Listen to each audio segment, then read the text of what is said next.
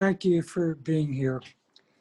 I felt this series was very important at this time since the vegetarian and vegan movements are growing and gaining acceptance and respect.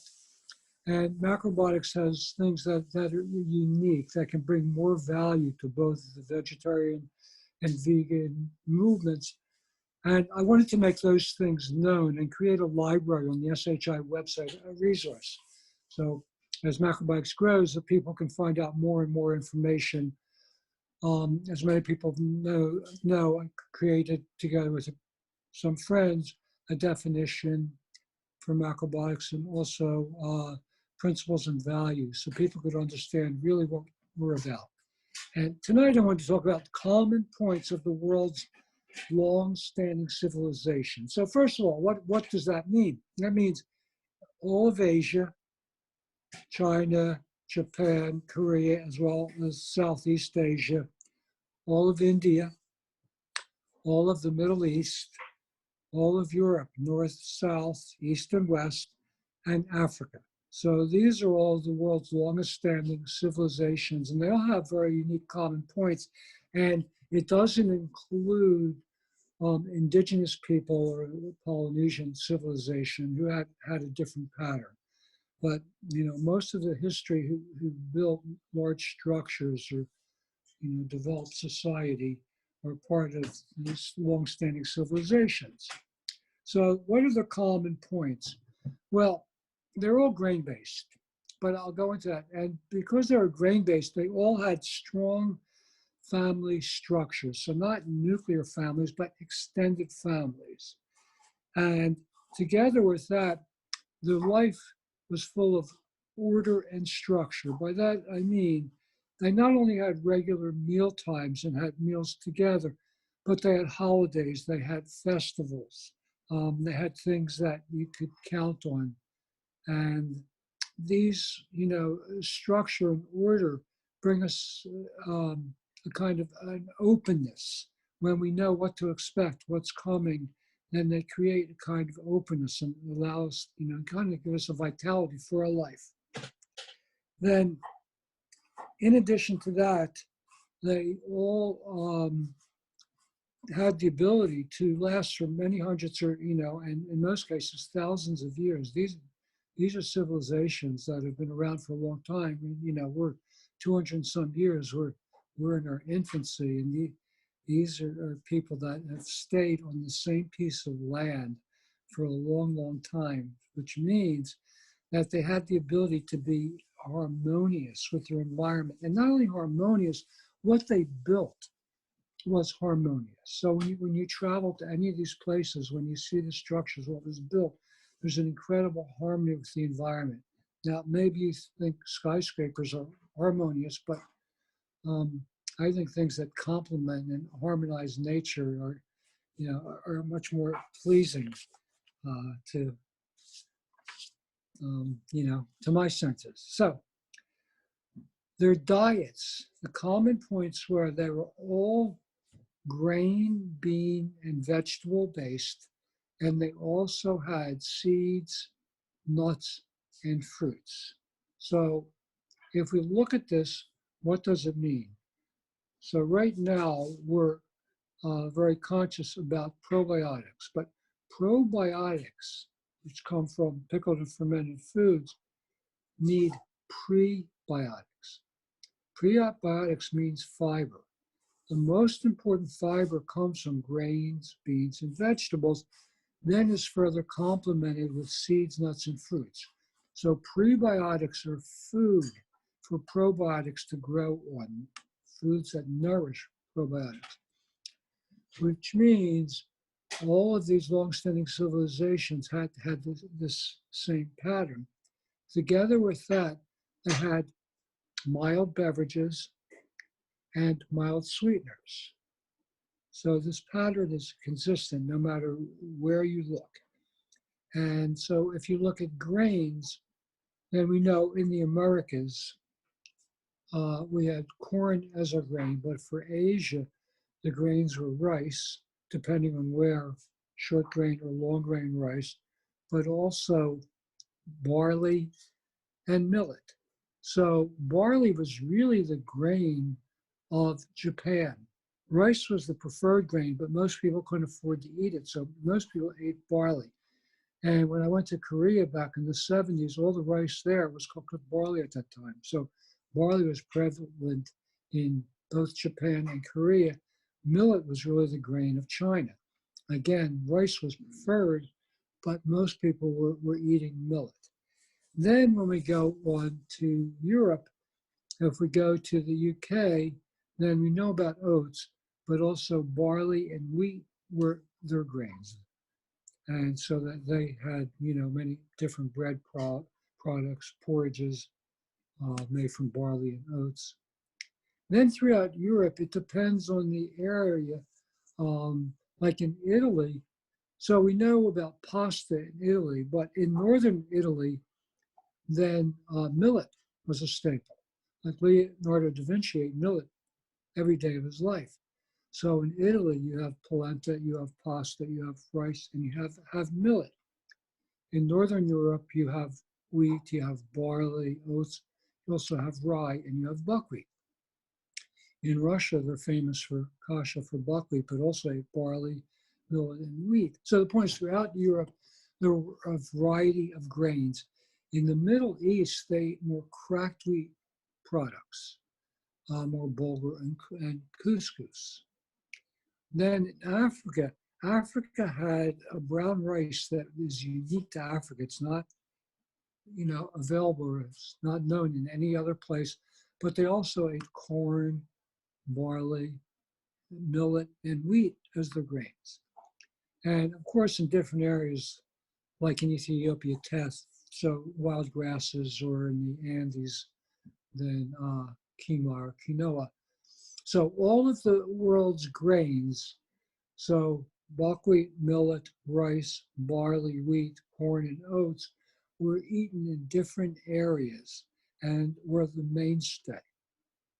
And what concerns me a lot, when you hear people talk about vegetarian or vegan diets, then what do they say? They say eat your fruits and vegetables, and maybe as an afterthought they say grain.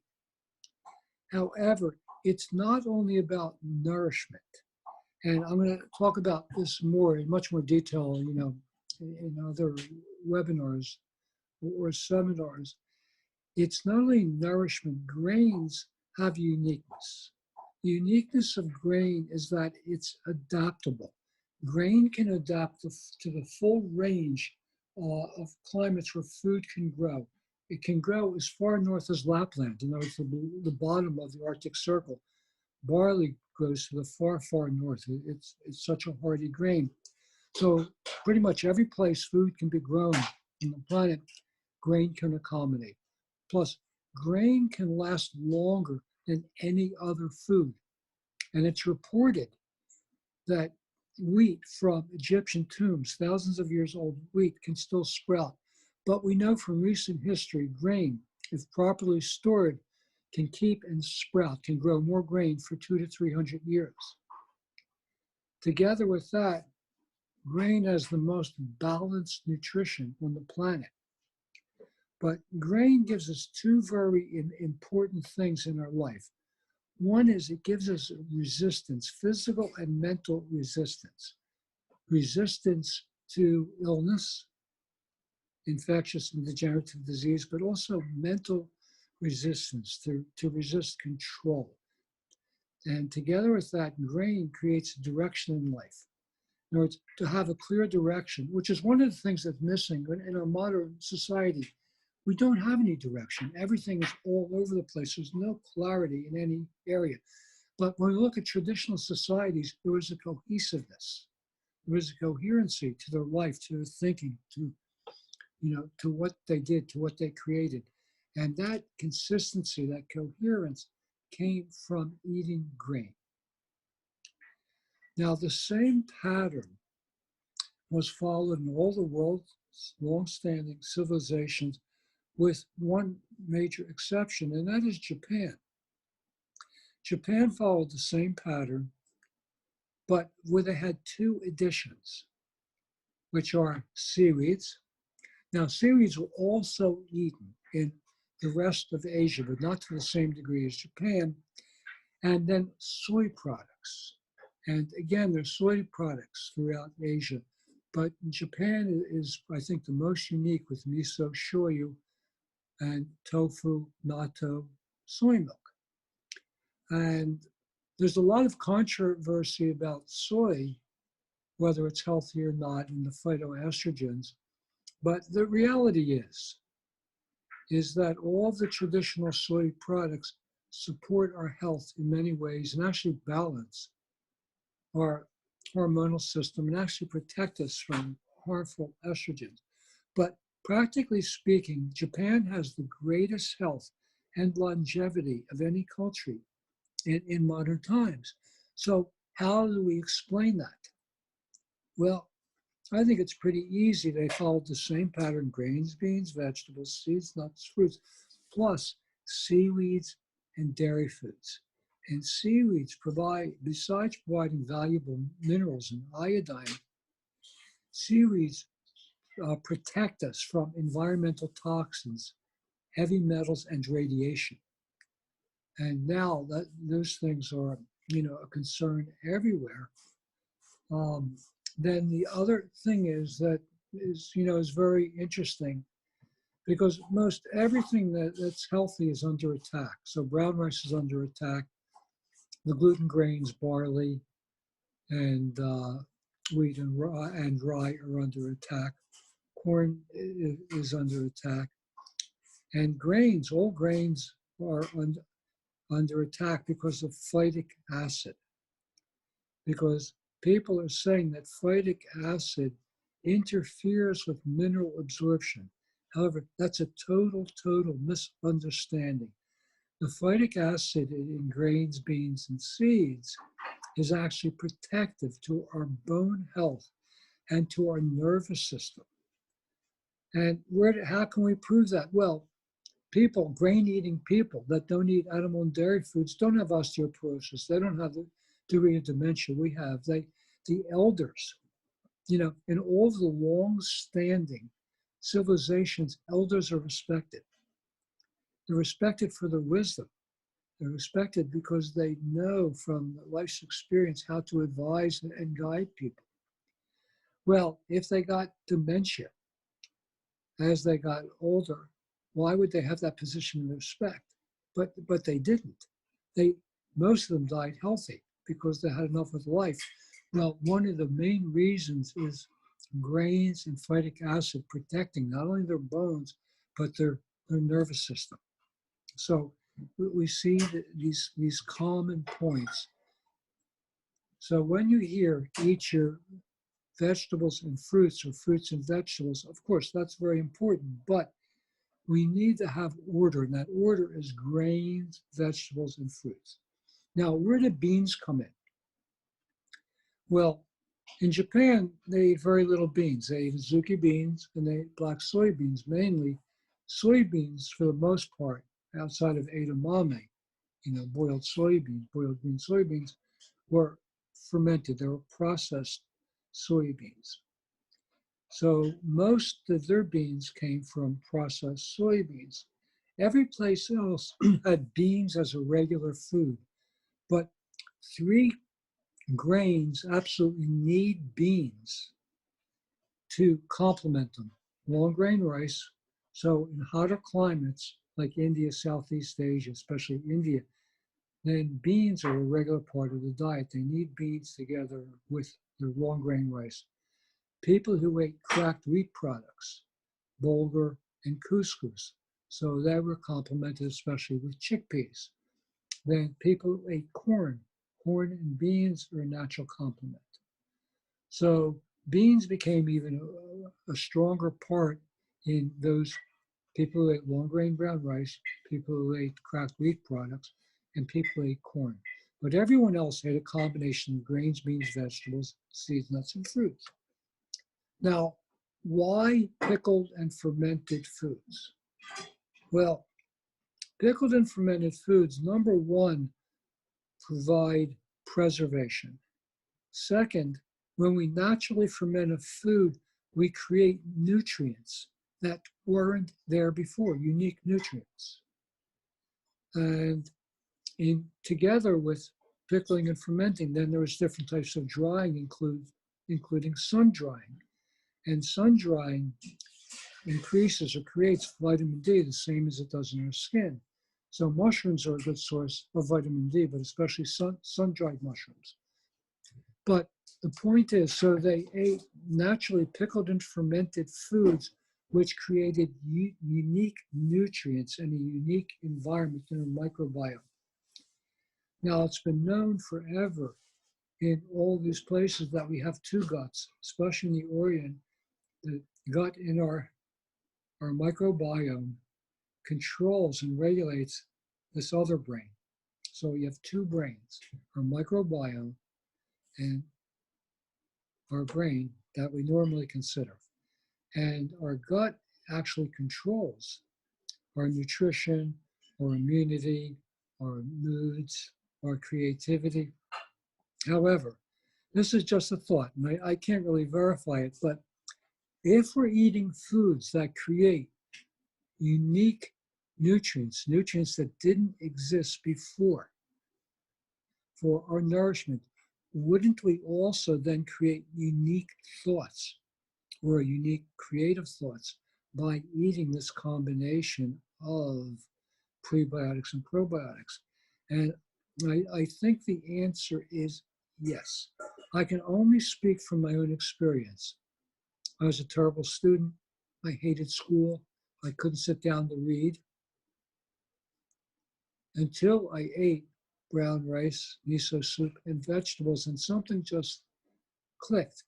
And from that moment, I saw life differently. I became interested in reading. I became interested in studying.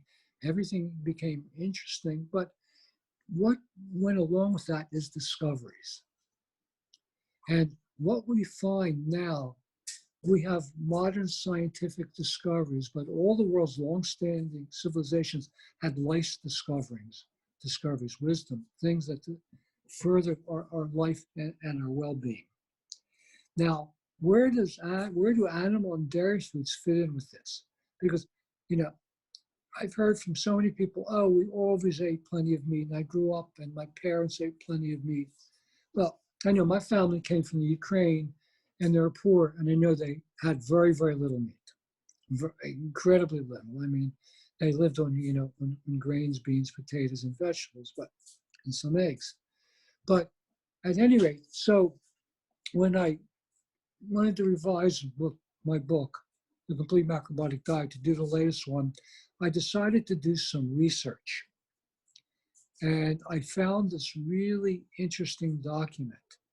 And this is what I discovered. Before the Industrial Revolution, the average meat consumption in Europe was 5 to 10 kilograms per person per year. And this is all animal food together, 5 to 10 kilograms per person per year. That means 11 to 22 pounds per year.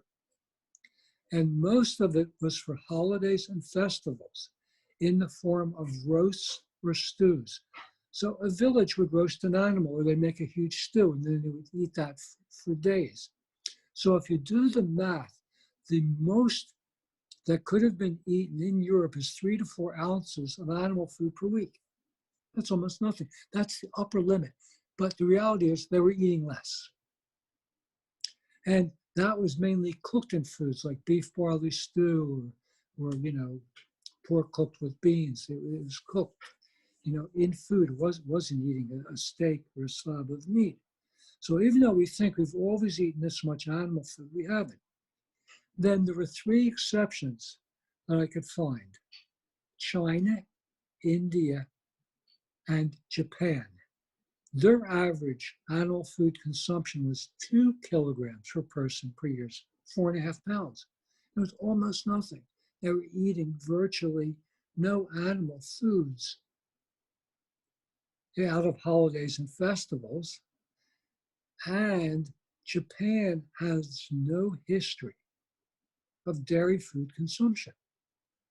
So again, how is that possible? They were among the lowest in animal food consumption together with India and China, but they had no dairy food consumption in their history.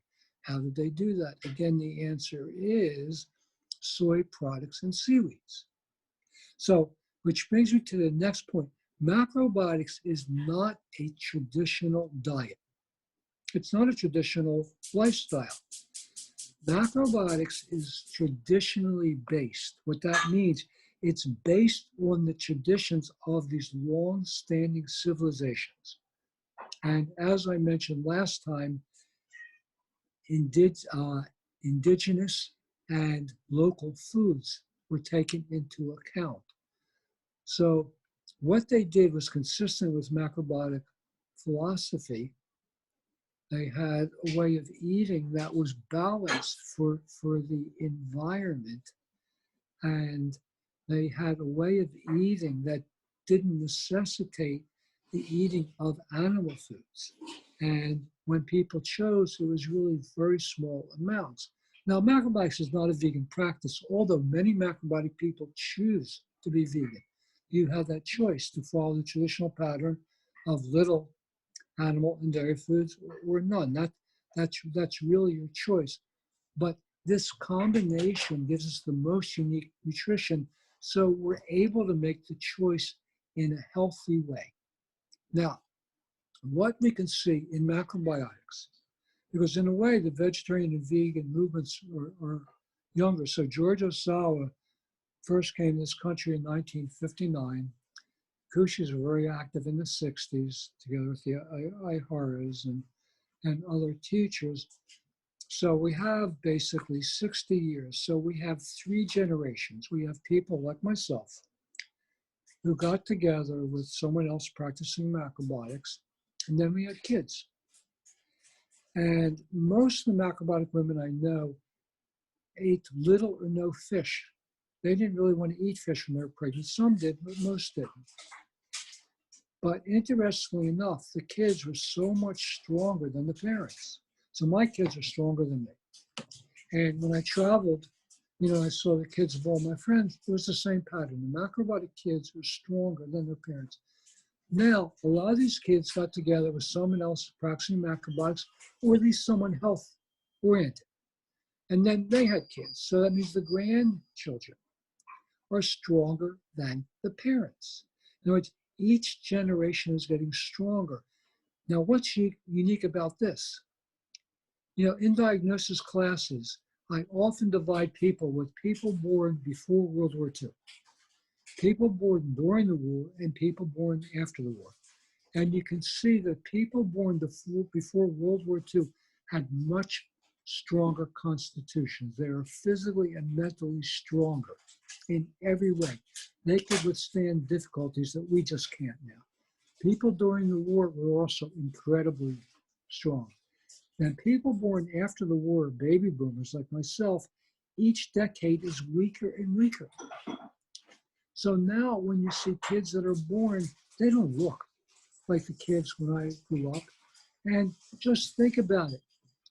When I was young, people didn't even utter the word cancer. Cancer was 1 out of 8 in 1950. At that time, people didn't even say cancer. It was the C word. It was whispered. Now, cancer is 1 out of between 2 and 3. Heart disease is 1 out of 2. Diabetes is rampant in children. Obesity is rampant in children. Arthritis, allergies, asthma. In other words, every generation now, since World War II, every decade, not generation, every decade is getting weaker and weaker and weaker until macrobiotic people, when the pattern, the trend is turning around. Each generation is getting stronger and stronger. So macrobiotics is based on these traditions from around the world of diet and lifestyle practices. So when I created the 7 steps, they're not my inventions. They're my observations of what was done before, and I tried to synthesize and put this together very carefully. So what I discovered throughout the years of my macrobiotic practice, The same pattern has existed for thousands of years, really 10 to 12,000 years since the rediscovery of agriculture. And these things have been passed on. We've inherited these things. Now it's our job to refine them, because we're not traditional people anymore, to refine them so we can make each generation stronger and stronger, and rebuild a healthy humanity, which will also have natural respect for nature and the environment. And so that we can live on the same land for thousands of years like they did in Asia and Europe, Africa, every place else. So this is really what macrobiotics is about: rediscovering tradition, reinterpreting tradition, then adapting it, making it suitable for now and going into the future.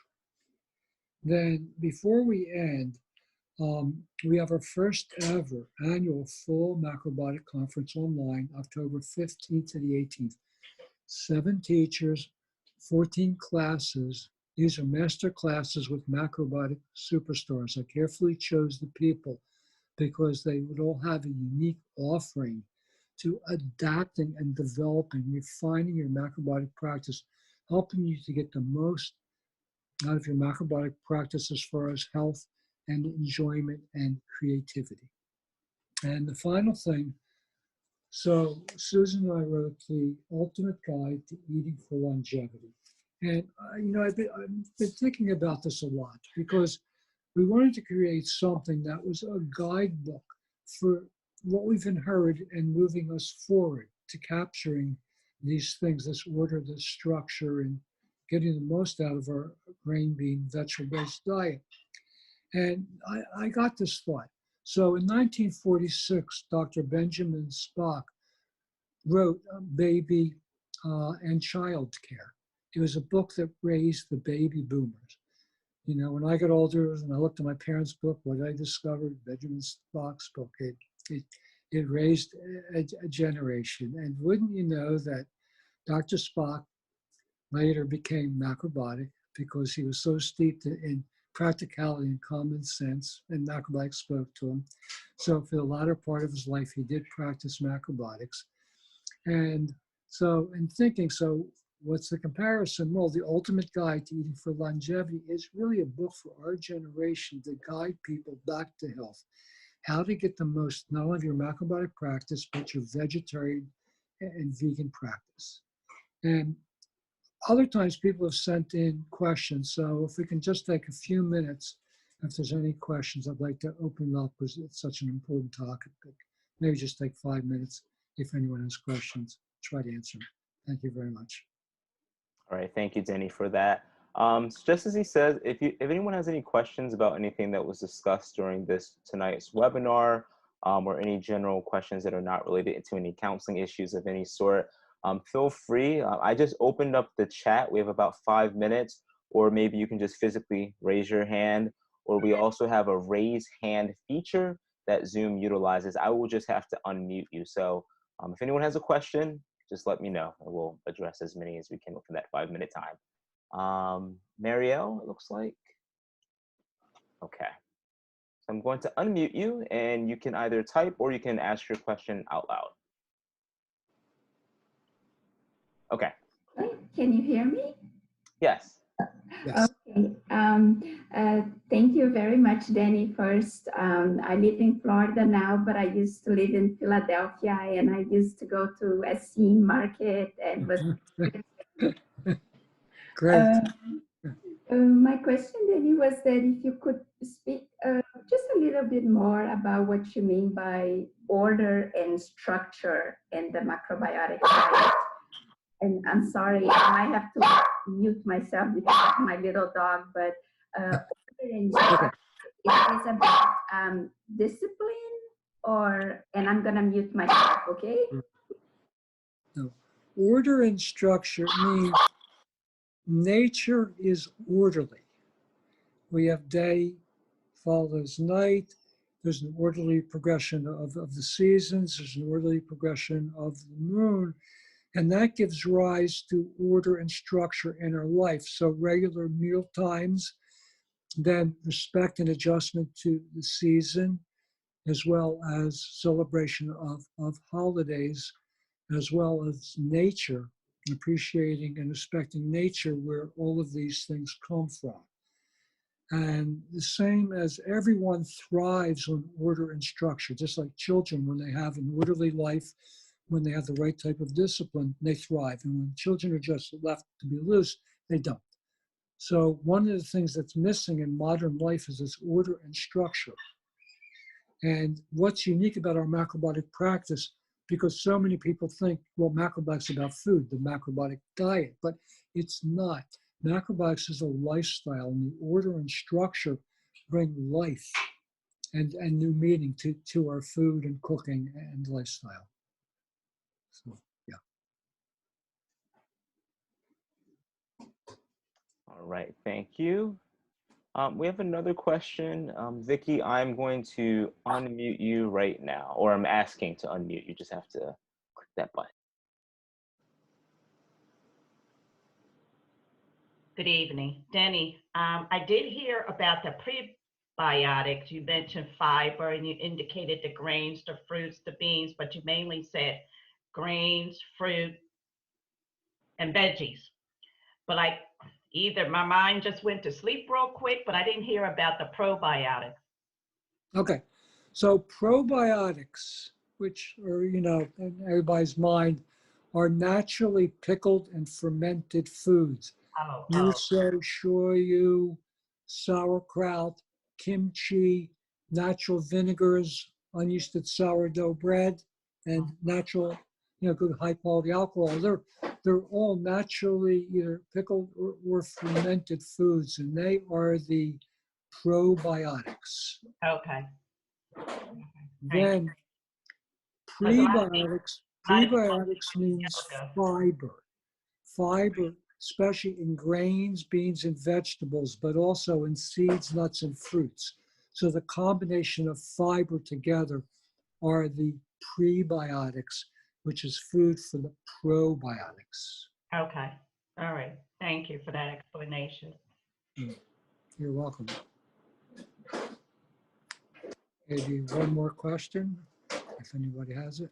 If we have time for maybe one more question for an individual who maybe didn't have an opportunity, either you can send it directly to the chat or raise your hand. And if not, we can maybe wrap up. So I'll just take a look.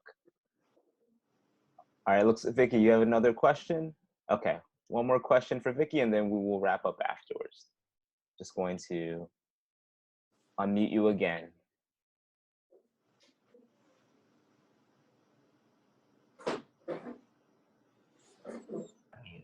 Okay. You mentioned we had two guts, the microbiome. I can't even read my writing. Microbiome. And what was the other one? And so our brain processes vibrations, images, and thoughts. Our gut, our digestive system, processes liquid. Okay. So, but we have two brains. Our main brain really is our microbiome, our gut, which regulates and controls and develops our brain, which we normally think of. So what's missing today is a healthy gut for most people. And also, that's the secret to immunity. If people had a healthy microbiome, would be no pandemic. No one would care. Right. Healthy germs protect you from unhealthy germs, whether it's bacteria or viruses or other things. So, yeah. Thank you. You're very welcome. So, thank you very much for being here. I appreciate your participation and the opportunity to express these things. Once again, thank you, everyone. We appreciate you for being here tonight, and have a good evening. Bye, everyone. Thank you. Bye-bye. Bye. Bye-bye.